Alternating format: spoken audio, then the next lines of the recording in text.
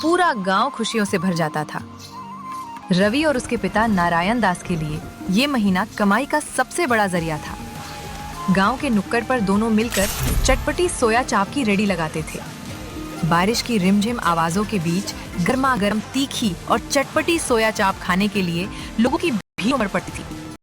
नारायण दास कढ़ाई में सोया चाप बना रहे थे और रवि प्लेटें साफ कर रहा था। अरे रवि, जरा हाथ तेज चला बेटा। देख आसमान में काले बादल कैसे घिर आए हैं। बारिश शुरू होने से पहले हमें सब कुछ तैयार करना है।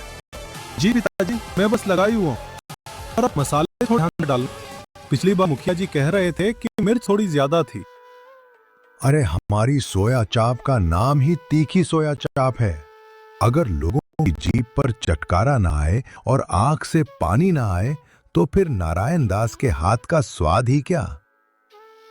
ये देख, अब इसमें जाएगा मेरा खास सीक्रेट मसाला। तभी गांव के दो दोस्त जोगा और भोगा भीगते हुए ठेले के पास आकर खड़े हो गए। वाह नारायण दास चाचा, क्या खुशबू आ रही है। इस ठंडे मौसम में आपकी सोया चाप की महक दूर से ही खींच लाई है।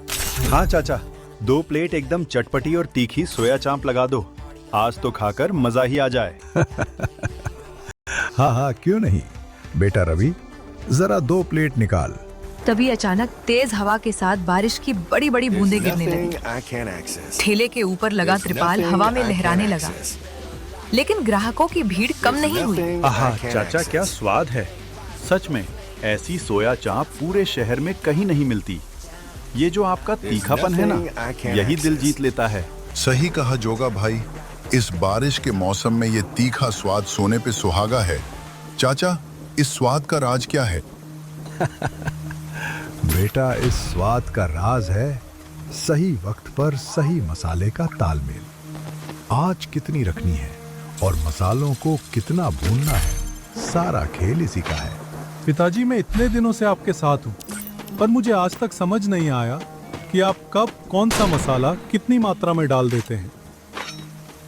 बेटा, ये तो अनुभव से आता है। जब तू दिल से बनाएगा तो तेरे हाथ में भी यही स्वाद आ जाएगा। चल अब बातें कम कर और जरा वो चिली सॉस की बोतल इधर बढ़ा। रात गहराने लगी थी और बारिश और तेज हो गई थी। ठेले का सारा सामान बिक चुका था, लेकिन नारायण दास के पैर अब ठंड से कांपने लगे थे। अगली सुबह रवि सोकर उठा तो उसमें देखा कि उसके पिता नारायण दास अभी तक बिस्तर पर सो रहे थे, जबकि रोज इस वक्त तक वे ठेले की तैयारी में जुट जाते थे। रवि उनके पास गया और जैसे ही उनका हाथ छुआ वो चौंक गया। नारायण दास का शरीर बुखार से तप रहा था। पिताजी, आपको तो बहुत तेज बुखार है। आपका पूरा शरीर तप रहा है। आपने मुझे रात को बताया क्यों नहीं? कुछ नहीं हुआ बेटा, वो कल रात बारिश में ज्यादा देर तक भीग गए थे ना, बस उसी का असर है। तू फिक्र मत कर, मैं अभी उठकर ठेले का सामान तैयार करता हूँ। अरे नहीं पिताजी, आप बिल्कुल नहीं उठेंगे। आपकी तबीयत बहुत खराब है। मैं अभी जाकर डॉक्टर साहब को बुलाकर लाता हूँ। रवि भागकर गांव के डॉक्टर को ले आया। डॉक्टर ने नारायण दास की जांच की और दवाइयां लिख कर दी। रवि, तुम्हारे पिताजी को ठंड गई है। बारिश में लगातार खड़े रहने की वजह से ऐसा हुआ है। ये कम से कम 2 हफ्ते तक पूरी तरह आराम करना होगा। चूल्हे के पास जाने की तो बिल्कुल मनाही है। और डॉक्टर साहब, अगर मैं बैठ गया तो हमारा घर कैसे चलेगा? सावन का महीना ही तो हमारी कमाई का समय होता है। रोज का कमाना, रोज का खाना है हमारा। पिताजी, आप पैसों की चिंता बिल्कुल, जब तक आप ठीक नहीं होते ठेला मैं संभालूंगा। मैं आधे ही ठेला लगाऊंगा। संभालेगा? रवि, तूने आज तक कभी अकेले सोया चाप नहीं बनाई है। प्लेट धोना अलग बात है, पर कढ़ाई संभालना बहुत मुश्किल है। पिताजी, मैं इतने दिनों से आपको देख ही तो रहा हूँ। आप बस मुझ पर भरोसा रखिए। आप आराम कीजिए, मैं सारा सामान तैयार करता हूँ।